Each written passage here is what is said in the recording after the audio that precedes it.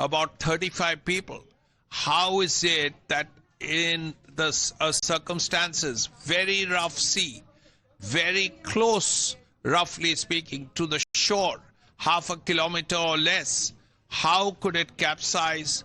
And then wasn't there anything on the boat, a life jacket, a life belt, anything like that, that would have helped people on the boat?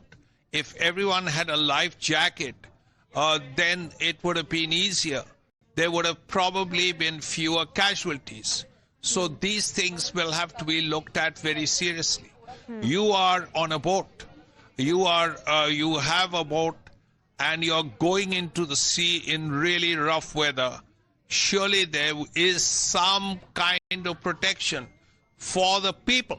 Some life jacket, some life belt. All of these things should have been there.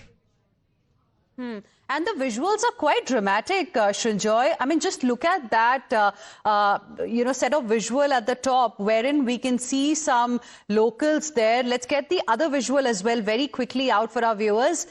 And the other visual where we can see locals also trying to help the rescue operation that's also underway. So this visual I'm talking about for our viewers to see very clearly how suddenly people are trying to help, and it does not look like, Srinjoy, that people were wearing those life-saving jackets, because we have all been on holidays. We have seen at times a lot of tourists do not take it seriously, even though waters are choppy, seas rough. A lot of people do not wear it. But in this case, do we have any clarity? Firstly, how did it really happen? What is the latest update?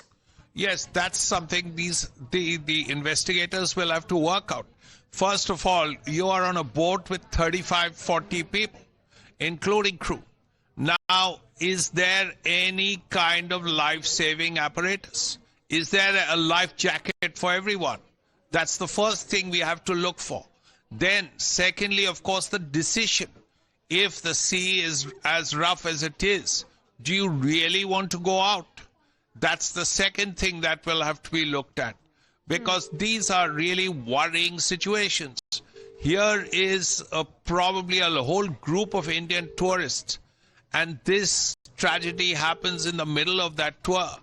And if we find that the boat didn't have enough life jackets, how tragic would that be?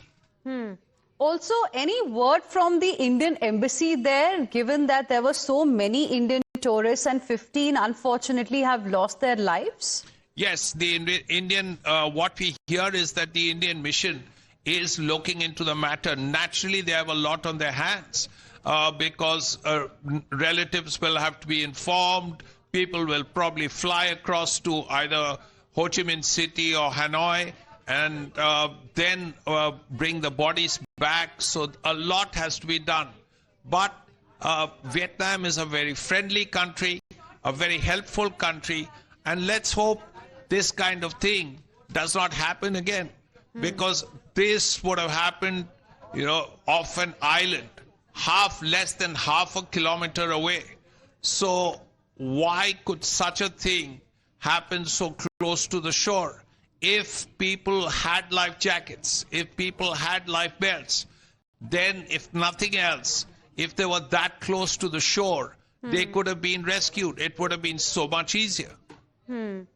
And the visuals clearly show that the sea was quite rough. The waters are looking extremely choppy. And this also reminds me, Srinjoy, of that unfortunate incident that happened, I believe, in July last year in Ha Long Bay, where another tourist boat capsized, but that time it was because of high winds, and there was this abrupt thunderstorm that also claimed lives. Yes, Ha Long Bay is a very famous tourist spot, and it's usually very calm.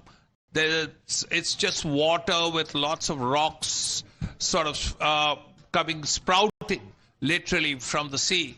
But this island is off the coast of Vietnam, about a kilometer away, half a kilometer away. And surely, even if the sea is as rough as it is, and we can see that, it's a difficult time. Surely, with life jackets, it would have been easier to rescue all the people who have probably drowned. And also for the viewers just joining us, can you help us understand when exactly did this happen and what is the update on the remaining tourists that were also on this particular boat? Yes, about 15 Indians were on the boat, along with other Indians. 15 of them have drowned. And this is just off an island, Quoc, in southern Vietnam. So you would imagine it's closer to Ho Chi Minh City than Hanoi. But this had just happened a while ago. Naturally, this is something very worrying. The Indian embassy, the Indian envoys there are on the job. They're trying to find out what happened and then get back to the families and ensure that everything is worked out. But it is very, very tragic. 15 Indians off Phu Quoc Island, which is a tourist spot, they drowned when the boat capsized during sort of a near storm that happened off the island.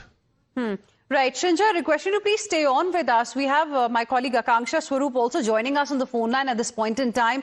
Akanksha, what is the latest update that you can share with our viewers as far as this particular tragedy is concerned? What we have now learned is that 15 Indian tourists unfortunately have lost their lives, and in the visuals that we've got, we can see several people from that area rushing to the scene and also, indulging in the rescue efforts, trying to save as many lives as possible.